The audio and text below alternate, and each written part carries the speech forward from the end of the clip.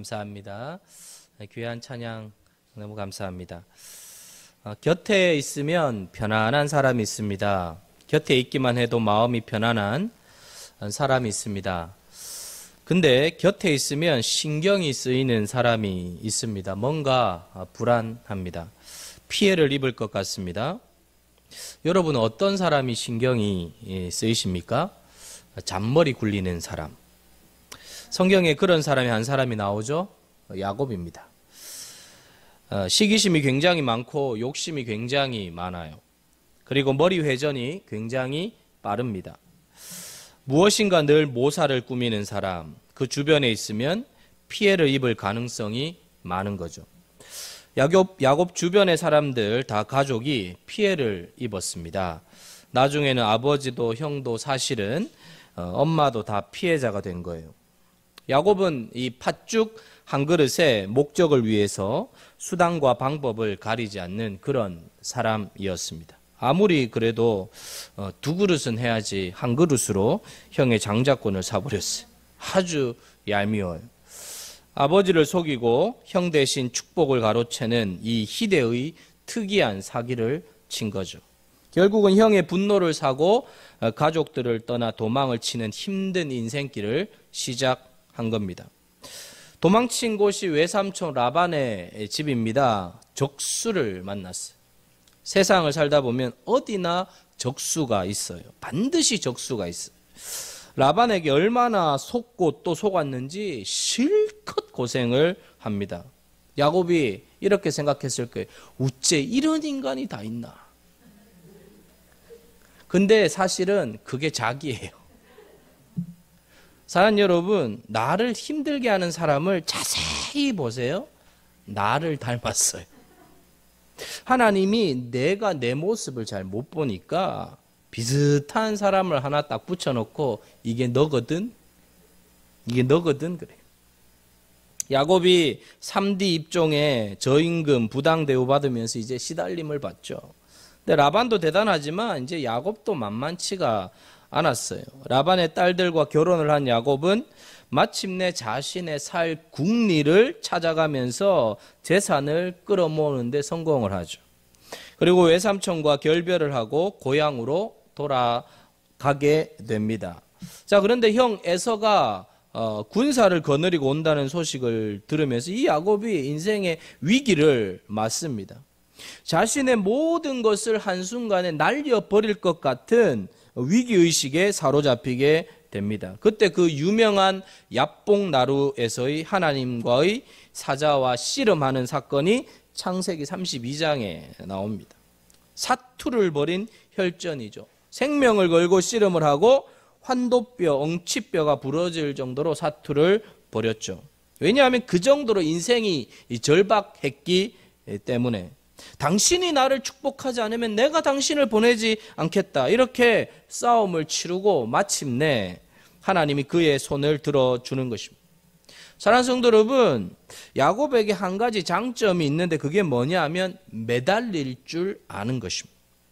좋은 것이 있으면 집요하게 매달리는 것입니다. 태어날 때도 형의 발목을 잡고 태어났으니까 보통 집요한 게 아니죠. 야복나루에서 새로운 전환점을 경험합니다. 그리고 야곱은 하나님을 대면하는 특별한 은혜를 경험합니다. 그리고 그의 이름이 야곱이 아니라 이스라엘이라고 하는 이름으로 바뀌는 야곱의 인생의 중요한 터닝 포인트가 생기는 거예요. 그리고 걱정했던 형 에서와의 만남도 아름답게 이루어졌습니다. 하나님의 전적인 은혜죠. 자, 이 야복나루의 체험은 야곱에게 무엇인가를 깨닫게 해준 아주 중요한 사건입니다. 사랑하는 성도 여러분, 인생의 어려운 순간에 찾아오신 하나님을 야곱은 처음 경험하는 게 아니에요. 이 체험에서 다시 기억하게 하는 하나의 체험이 있는데 그것이 바로 베델에서의 경험입니다.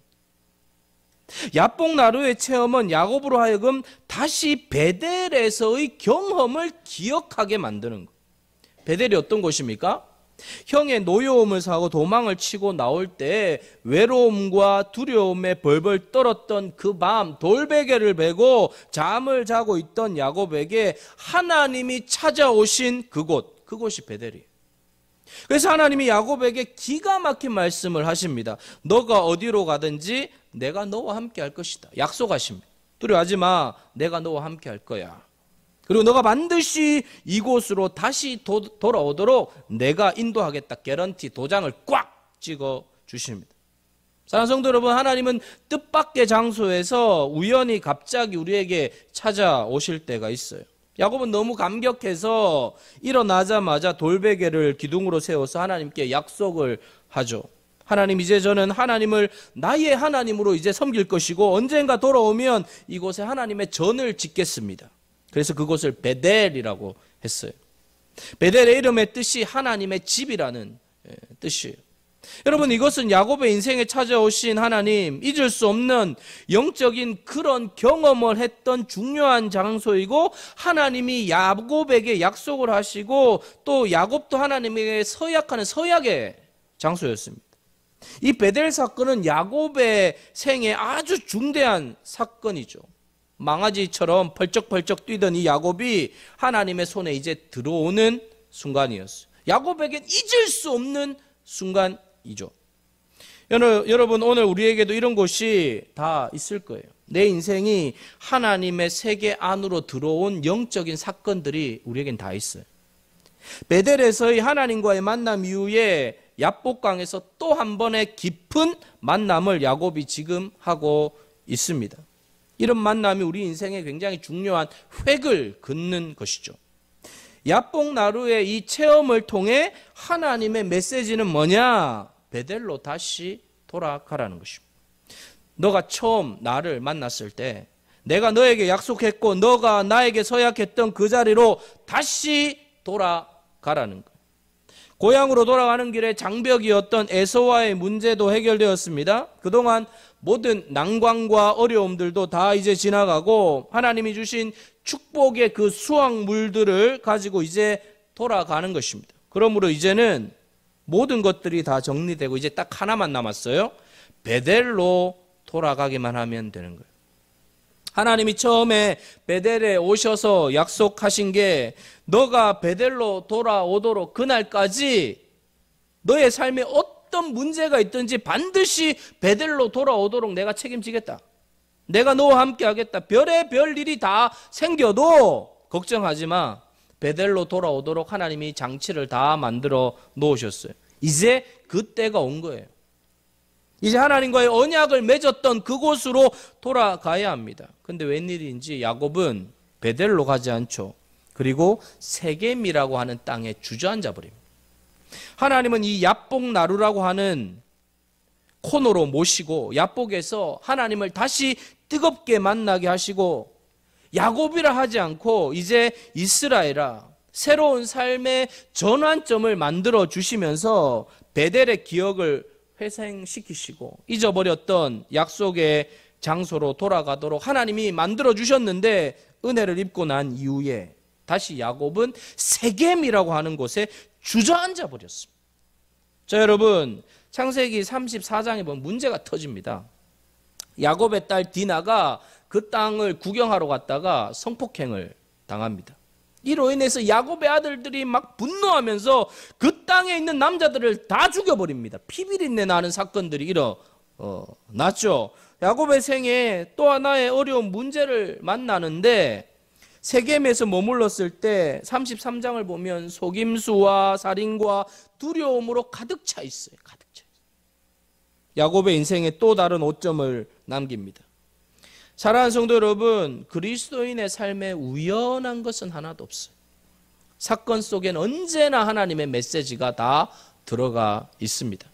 건강한 영성을 가진 사람들은 자신의 삶에 일어난 문제에 대해서 하나님께 질문을 던집니다. 하나님, 왜 나에게 이런 일이 일어났습니까? 우리 가정에 왜 이런 일이 일어났습니까? 이를 통하여 하나님이 하시고자 하는 것이 무엇입니까? 이걸 물어야 합니다. 지금 일어난 일들을 통해 영적 의미를 발견하는 것이죠. 이게 굉장히 중요해요. 그러나 야곱은 깨닫지를 못한 거예요. 야곱에게 세겜은 아주 매력적이고 안전한 곳으로 보였어요.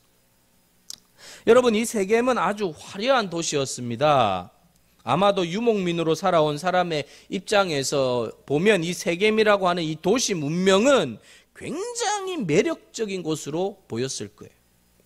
막 떠돌아다니면서 전혀 보지 못했던 화려한 그런 문명들을 딱 보는 거예요. 눈이 막 돌아가는 거예요. 예를 들면 막 시골에 차도 안 다니고 기차도 안 다니는데 서울에 한번 딱 올라오면 눈이 뒤집어지는 거예요. 이게 제 얘기예요, 제 얘기.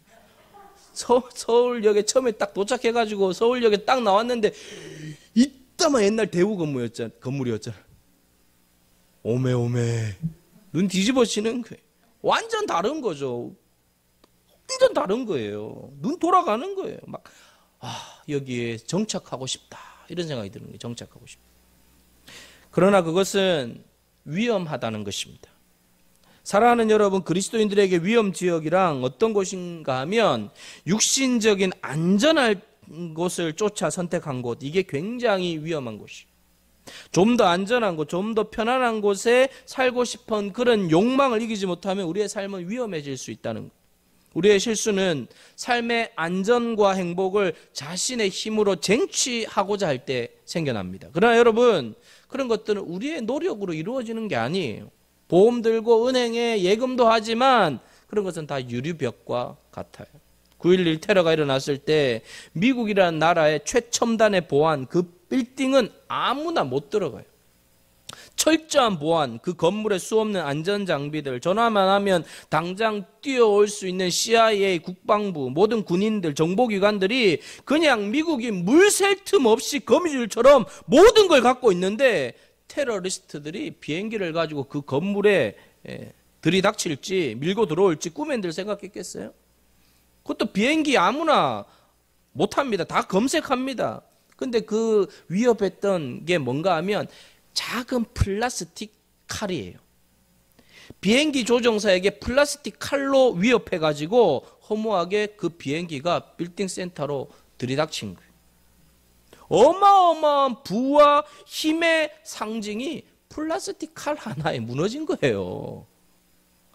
플라스틱 칼과 여러분 미국의 빌딩 비교가 돼요?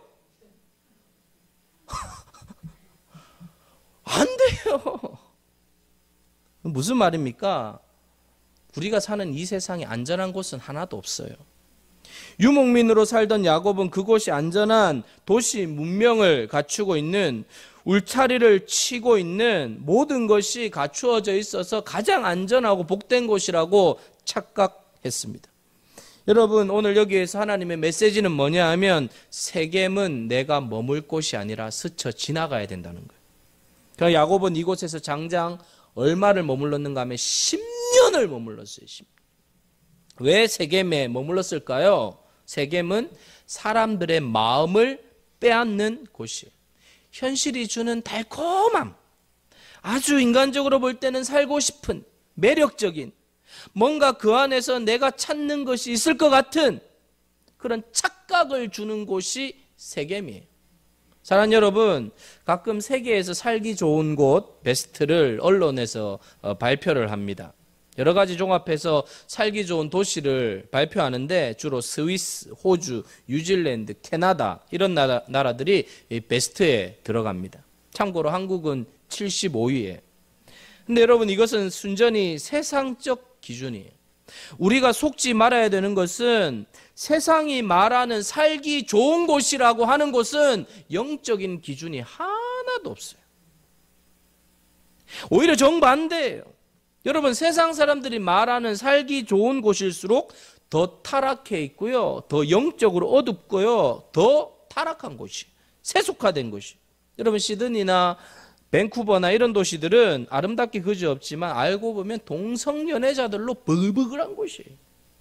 인간은 세상적인 좋은 조건 속에서 하나님을 섬기는 쪽으로 가는 것이 아니라 언제나 반대쪽으로 가요. 아브라함의 조카 롯이 물된 동산을 쫓아가죠. 결국은 어디를 선택한 겁니까? 소돔과 고모라예요. 요즘으로 이야기하면 부동산 값이 오를 수 있을 만큼의 극대화로 오른 곳으로 갔어요. 요령 있고 처세술이 좋았습니다. 결국 자기가 간 곳이 쫄딱 다 망해버렸어. 여러분, 어떤 곳이 살기 좋은 곳입니까? 물 좋고 공기 좋고 정자 있고 교통 편리하고 학군 좋고. 그 기준이 무엇입니까? 여러분, 어떤 기준을 가지고 있느냐에 따라 그 사람의 가치관이 다 드러나네요. 그리스도인은 다른 기준을 가지고 있어요. 여러분, 그리스도인들에게 있어서 기준은 환경적인 조건이 되어서는 안 됩니다. 하나님이 가라는 곳이, 하나님이 있으라 한 곳, 하나님이 심어 놓은 곳이 가장 좋은 거예요. 가장 좋은 직업이 뭘까요? 하나님이 하라고 한 일을 하는 게 가장 좋은 직업이. 하나님이 하라고 한 직업이 최고예요. 우리는 자꾸 비교에 의해서 이게 좋냐 저게 좋냐 그래요. 그 동네가 좋냐 이 동네가 좋냐. 여러분, 시드니가 베스트 10에 들어가는데 그 이민 목회하는 목사님이 거기에 사는 분들을 만나서 이야기해 보면 어떤 사람들은 너무너무 불행하게 살아가는 사람들이 굉장히 많대요. 너무 불행하게 사는 사람들이. 사실 환경은 너무 좋아요. 여러분, 푸른 하늘과 푸른 도시에서 마음은 푸르지가 않은 사람들이 너무 많대요. 좋다 안 좋다 그것은 세상적인 비교에 의한 것이고 우리의 기준은 하나님과 연관이 되어 있는 거예요. 장소적인 것이 아니고 사명과 연관이 있고 영적인 것을 고려하지 않고 무조건 살기 좋은 곳으로만 따라가게 되면 문제가 터지게 된다는 거예요. 여러분, 공기 좋은 곳, 그것이 우리의 선택 기준이 되면 되겠어요? 좋으면 좋죠. 그러나 그것이 기준이 되면 안 돼요. 세겜에 머무르는 동안에 야곱은 영적인 침체를 경험합니다. 그리고 야곱이 아주 침통한 경험을 하죠. 창세기 34장에 보면 야곱의 자녀들의 그 행동을 보면 이미 그 문화 안에 굉장히 영향을 다 받았어요.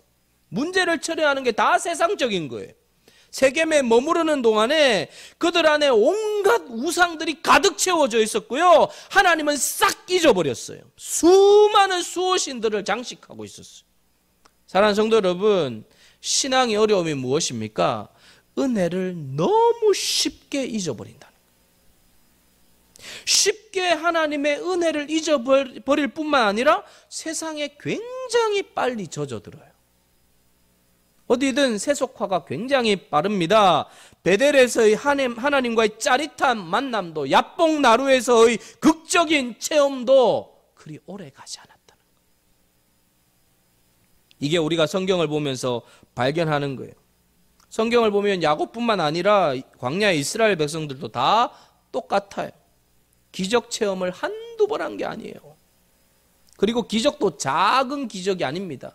말기암 나은 정도가 아니에요. 엄청난 기적들을 체험했어요. 출애굽기 14장에 보면 홍해의 기적을 경험하고 사흘 만에 하나님의 엄청난 홍해 기적을 사흘 만에 새까맣게 잊어버려요. 그리고 마라 앞에서 원망하고 불평하죠.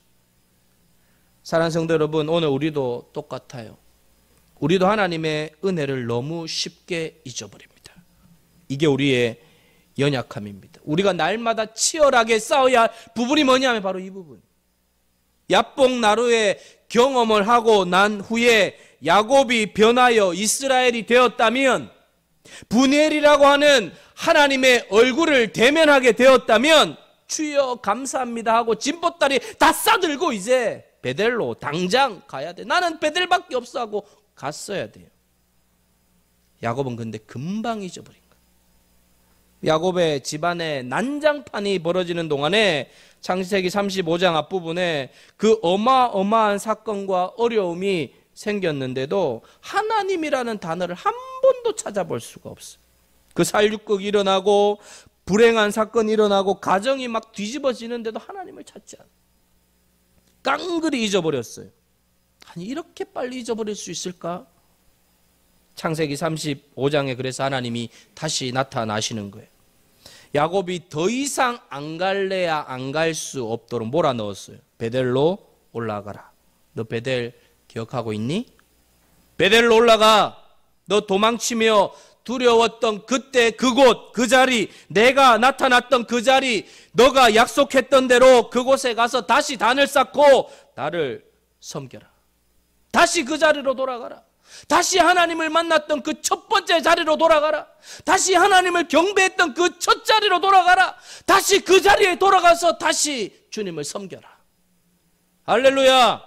사랑하는 성도 여러분, 하나님은 집요하십니다. 포기하지 않으세요. 아주 끝까지 추적하시면서 하나님의 백성들을 끄집어내세요. 어느 날 방송 중에 이게 나왔어요. 강도가 사고를 내고 차를 타고 막 도망을 쳐요. 경찰이 추적을 합니다. 생방송이에요. 경찰차가 몇 대가 따라가는데 끝까지 따라갑니다. 언제까지요? 그 강도 기름이 다 떨어질 때까지. 계속 촬영을 해줘요. 총도 안 쏴요. 아무것도 아니고 그냥 계속 따라. 기름이 떨어질 때까지. 기름이 딱 떨어지면 어떻게 해요? 딱 서요. 그래가지고 경찰들이 그냥 문 열고 데리고 와요. 그런데 여러분, 이 방송의 특징이 있어요. 뭔가 하면 다 잡힌다는 거예요. 왜? 기름이 떨어지니까 다 잡힌다는 거예요. 안 잡히는 사람 한 명도 없어요. 다 잡혀요. 여러분, 하나님 다 잡습니다. 하나님께 안 잡힐 사람 아무도 없어요. 아무도 없어요. 백날 도망쳐 보십시오. 기름 떨어지고요. 잡혀가지고 와요. 하나님 집요하세요. 끌고 와요. 베델에 찾아오셨던 하나님, 야곱의 인생 가운데 계속 따라다니세요. 그리고 코너에 몰아넣으시고 에서와의 문제를 해결해 주시면서 이제 해결됐는 줄 알았는데 또 꼬이는 거예요. 베델로 안 가는 거예요. 세겜에 또 머무는 거예요. 그러니까 가정에 또 다른 문제들을 통하여서 야곱을 추격하십니다. 여러분, 하나님은 고집이 세신 분입니다. 하나님은 영원히 고집을 피우세요. 다 잡혀요. 왜 야곱을 이렇게 하나님이 추격하실까요? 야곱은 복중에서 택함을 받았기 때문입니다. 하나님이 야곱을 택하셨기 때문에 너는 내 것이다. 그리고 베델에서의 만남, 야복 나루에서의 만남, 내가 너를 결단코 그대로 내버려 주지 않겠다라고 하는 하나님의 집요한 추적이 결국 야곱을 끄집어내는 거예요. 세겜은 네가 있어야 할 곳이 아니야. 베델로 가야 돼. 베델에서의 은혜를 다시 기억하라는 것입니다. 베델에서 보았던 사닥다리의 비전을 다시 회복하라는 거예요. 조부 아브라함이 만났던 그 장소, 이삭이 만났던 그 베델로 너는 다시 돌아가라. 사랑하는 성도 여러분, 우리는 늘 반복적으로 우리의 자리를 확인해 보아야 돼요. 끊임없이 우리에게 무엇이 있는 줄 아세요? 주저앉으려고 해요. 눌러 앉으려는 성향이 있습니다. 여기가 조사오니 하면서 목적지가 분명히 있는데도 도중에 자리를 쫙 깔고 뭉개고 그렇게 있어요. 우리에게 자리 꿇고 뭉개고 앉아있어요. 코로나가 터지니까 더 뭉개고 앉아있는, 큰일 납니다. 큰일 나요. 제주도 가면 한라산 오르는데 한라산 오르는 중간쯤에 산장이 하나 있어요. 딱 쉬고 싶을 마음이 들 때 그 산장을 만들어 놨어요. 근데 그때 유혹이 오는 거예요. 좀 쉬고 싶은 마음, 욕망이 딱 들어요. 그 안에 커피 향이 솔솔 풍기고 빵 굽는 냄새가 솔솔 납니다. 그 안에 기웃거리다 보면 그 안에 들어가서 소파에 앉아서 커피 한잔 하고 가라는 사람들의 제안을 뿌리치기가 너무 힘들어요. 근데 소파에 자리 깔고 앉는 순간 위험해지는 거예요. 위험해지는 거예요. 아주 위험해. 너무 좋은 거예요. 따끈따끈한 커피와 나긋나긋한 빵 하나를 먹고 앉아있으면 다리가 싹 풀리면서 나긋해지면서 이제 마음에 유혹이 오는 거예요. 이제 고만 가자. 이제 고만 올라가자. 여러분, 사람의 마음이 얼마나 간사한지 몰라요. 이 정도 올라왔으면 됐지 뭐. 꼭 뭐 올라가야 되나? 여기도 한라산이잖아. 한라산 봤다고 하면 되잖아. 뭐 특별한 거 있어? 정상 올라갔다 온 사람 얘기 들으면 되지 뭐. 사랑하는 여러분, 마음이 이렇게 바뀌면 올라가지 않아야 될 이유가 100가지가 줄줄줄줄 나와요. 그때는요, 머리가 얼마나 팽팽 돌아가는지 몰라요. 여러분, 이때 옆에 있는 친구가 아주 중요해요. 맞아. 끝난 거예요. 끝났어요. 맞아. 뭔 소리야? 정상 봐야지. 정신 차려! 정신 차려! 우리가 지금 이거 보려고 여기 왔냐? 백록담을 찍어야 가는 거야! 하면, 아, 그래? 빵이고 커피고 다 집어던지고 가는 거예요. 사랑하는 여러분, 그래서 우리는 영적 동기부여를 날마다 받아야 돼요. 하나님의 백성으로 하나님의 거룩한 목적을 바라보며 순례자로서 그 길을 가는 도상에서 너무 쉽게 주저앉아 버리려고 하는 사람들을 다시 일으키고 깨워서 다시 올라가자고, 비상하자고, 나아가자고 외쳐주는 사람들이 있어야 돼요. 우리는 언제나 태만해지기 쉽고 좀 더 편하게 쉽게 살아가려고 하는 마음들이 언제나 솟구쳐 올라. 이 정도면 됐지 않아? 그래서 여러분, 반드시 주변에 자극을 주는 사람이 옆에 있어야 돼요. 정신을 번쩍 들게 하는 사람들이 있어야 돼요. 그런 지도자가 있어야 돼요. 부부가 둘 다 똑같으면 골치 아파요. 한쪽은 깨어서 막 자극을 줘야 돼요. 정신 차리라고, 당신 지금. 하나님을 쳐다봐야지, 지금 뭐 하는 거냐고 이렇게 깨워줘야지. 아, 그래? 그지? 끝난 거예요. 내려갈까? 그래, 뭐 당신 다리 아픈데 내려가야지. 끝나. 사랑하는 여러분, 한때는 다 불덩어리. 그죠? 불덩어리 아니었던 사람 어디 있어요? 한때는 다 선교지 갈 만한 뜨거움을 다 가지고 있었어요. 부흥회 한번 뜨겁게 열어보세요. 그 다음날 다 예수 그리스도의 동생이 되어 있어요. 3일 지나잖아요. 사촌이 돼요. 한 달 지나잖아요. 마귀 사촌으로 바뀌어요. 막 씩씩거리고 교회가 뭐 이러냐 그러고 사람이 완전히 맛이 가버려요. 사랑하는 여러분, 야곱이 야복 나루에서의 경험은 작은 경험이 아닙니다. 이런 경험을 어찌 하겠습니까? 숨막히는 생사가 오고 가는 순간에 하나님께 매달리고 하나님의 은혜를 체험했던 그 순간을 까마득하게 잊어버리고 세겜에 머물러 있는 야곱의 모습이 우리의 자아상이에요. 그냥 유랑하며 외삼촌 라반의 집에서 고생하고 그 불안정한 삶을 살았던 그 야곱에게 얼마나 세겜이 호소력 있게 다가왔겠어요.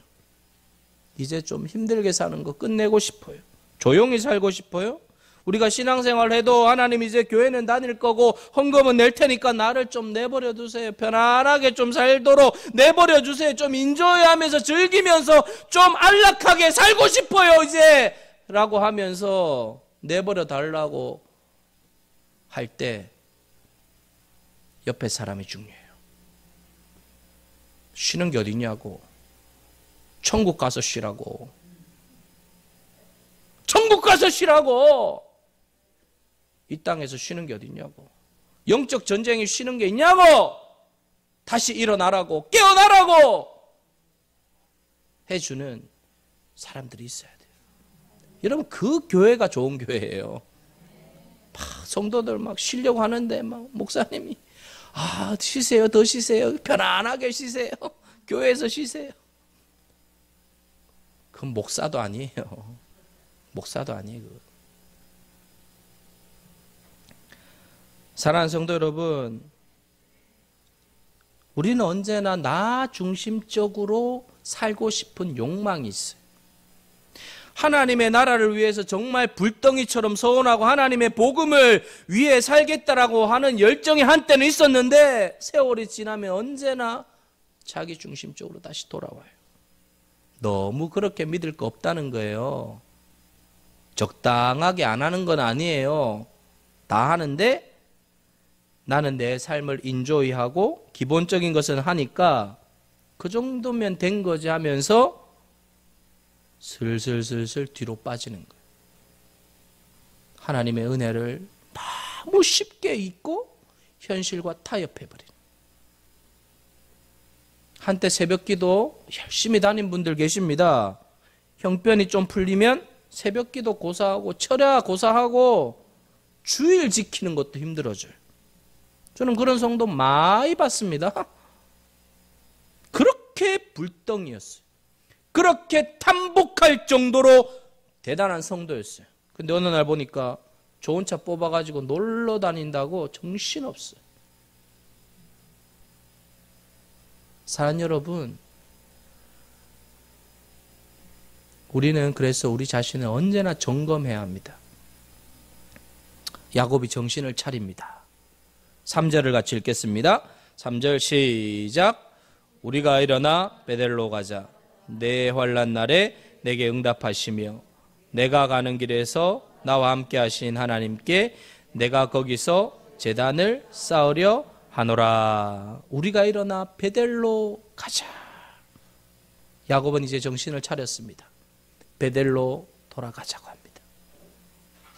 야곱은 더 이상 이제 야곱으로 살지 않기로 결단을 합니다. 새로운 이름 이스라엘로 살기로 결단합니다. 지금까지 야곱으로 산 것으로 충분하다는 것. 이제는 야곱의 삶을 다 청산하고 이스라엘로 살겠습니다. 사랑하는 성도 여러분, 하나님께서 오늘 우리에게 찾아오시는 이유가 무엇입니까? 세겜에 머물지 말라는 거예요. 세겜에 머물지 말라는 거예요. 나의 안정과 나의 육신의 안락함만을 추구하며 살지 말라는 거예요. 베델로 올라가라는 거예요. 다시 베델로 돌아가라는 거예요. 다시 베델에 엎드리라는 거예요. 다시 주님을 처음 만났던 그 자리로 돌아가서 하나님이 나의 인생의 목적이고 전부고 나의 삶의 이유라는 것을 다시 고백하며 살라는 것입니다. 사랑하는 성도 여러분, 하나님께서 우리의 삶을 흔들어 놓을 때가 있어요. 왜 그렇습니까? 세겜에서 떠나라는 것입니다. 너의 삶의 이유와 목적이 세겜에서 눈을 돌려 베델로 향하라는 것입니다. 여러분, 신자가 되었다는 것은 훨씬 더 깊은 의도가 있습니다. 그냥 예수 믿고 땅에서 잘 먹고 잘 사는 것을 끝내는 것이 아니라 그렇게 하나님이 집요하게 나를 따라오는 이유는 의도가 있다, 그 말이에요. 하나님의 백성으로서의 영광스러운 지위를 회복시켜 주시고 거룩한 영향력을 끼치게 하는 거예요. 우리만 잘 먹고 잘 사는 게 아니라, 여러분, 하나님께서 우리 새길교회를 이곳에 왜 두셨어요? 여기에서 거룩한 하나님의 나라의 비전을, 영향력을 끼치라는 거예요. 여러분, 기독교사에 보면요, 어느 날 교회가 깨어있을 때는요, 불신자가 교회의 십자가만 보면서 벌벌 떨었대요. 그런 역사가 있어요. 지나가는데 교회 십자가만 보면서 벌벌 떨었대요. 왜? 영적 기운이 교회가 살아있는 거예요. 영적 기운이 살아있으니까 사람들이 교회를 보면서 떨어버리는 거예요. 저는 그 글을 읽으면서요, 저는 그런 기도를 해요. 하나님, 사람들이 새길교회를 보면서 두려워하게 하여 주시고 영원한 세계가 있다는 것을 보게 하여 주시고 인생을 돌이키게 하여 주시고 주님 앞에 엎드리게 하여 주시옵소서. 사랑하는 성도 여러분, 세겜에 머물러 있지 않습니까? 가야 하는데, 하나님의 영광스러운 목표를 향하여 나아가야 하는데 현실에 안주하고 여기가 좋사오니 하면서 뭉개고 계신 분들 계세요. 사랑하는 성도 여러분, 저는 성경을 연구하면서 너무 재밌어요. 어쩜 그렇게 은혜를 쉽게 잊어버리는지. 아, 인간은 망각의 존재구나. 망각의 존재. 망각의 존재. 가끔 그런 생각을 해요. 뭐 새벽 예배, 수요 예배, 금요 예배, 주일 예배 이렇게 있잖아요. 막 이 설교하자. 이 설교가 좀 많은 거 아닌가? 이렇게 들으면 깨달았어요. 금방 까먹구나. 금방 까먹으니까 금방 까먹는구나. 그러니까 그러니까 리셋이 너무 잘 되는 거야. 사랑하는 성도 여러분, 하나님의 목적이 있습니다. 이제 세겜을 떠나라는 거예요. 더 이상 현실에 안주하면서 살지 말라는 거예요. 그러니까 하나님의 백성은 잘 되면 잘 될수록 더 안주해서는 안 돼요. 잘 되면 잘 될수록 더 하나님께로 가까이, 더 하나님을 향하여, 더 하나님을 섬기며 더 하나님께로 나아갈 때 그 복이 더 크게 나타날 줄 믿습니다. 사랑하는 성도 여러분, 내가 받은 은혜가 전부가 아니에요. 수없는 은혜의 그런 점들을 모아서 하나님의 위대한 나라에 우리의 삶을 쓰시기 위한 도구로서 조각을 만들어서 지금까지 인도에 오셨는데 딱 멈추어 버렸어요. 더 이상 열정도 없고 기대감도 없고 갈망도 없고 공회전만 하고 있는 거예요. 공회전만 하고 있는 거예요. 엑셀을 봤는데 왜 소리는 나는데 1cm도 안 나가. 비극이에요. 비극. 전진하셔야 됩니다. 나가셔야 됩니다. 더 이상 세겜에 머물러 있어는 안 된다는 거예요. 다시 베델로 돌아가셔야 합니다. 그래서 여러분 옆에 사람이 아주 중요해요. 중간에 산장에서 커피 마시면서 빵을 구우면서 꼬시는 그런 사람이 우리 교회는 아무도 없게 되기를 바랍니다. 혹시 그런 사람이 있다면 헛소리 하지 마. 정신 차려. 올라가야 돼. 올라가야 돼. 더 다름질해야 돼. 멈추는 게 어디 있어? 더 깊은 세계가 있어. 더 놀라운 세계가 있어. 더 멋진 세계가 있어. 더 엄청난 세계가 있어. 그 세계를 향하여 나가야 돼. 사랑하는 성도 여러분, 고지를 향하여 올라가십시다. 여러분, 그게 신앙의 맛이에요. 우리 세길교회는 멈춰있는 교회가 아니라 언제나 전진하고 언제나 앞으로 달려가고, 그러니까 막 멈춰있는 게 없어요. 언제나 교회를 돌아보고 언제나 교회를 생각하고 언제나 교회를 향하여 나아가고, 그렇게 생각을 하니까, 성도들이 그런 생각하니까 교회가 여러분 그런 생각이 작동하잖아요. 그러면 떨어져 있어도 교회는 움직이고 있는 거예요. 근데 죽은 교회는 나가는 순간 세상 생각해. 예배 시간만 교회에서 교회 생각하는 거예요. 살아있는 교회는 나가서도 교회 생각합니다. 교회 어떻게 해야 되나? 뭘 섬겨야 되나? 왜? 그럼 돌고 있는 거예요. 그럼 여러분, 목사가 느낄까 안 느낄까요? 목양실에 앉아 있으면 영적 주파수가 작동돼요, 안 돼요? 돼요, 여러분. 이게 무섭습니다.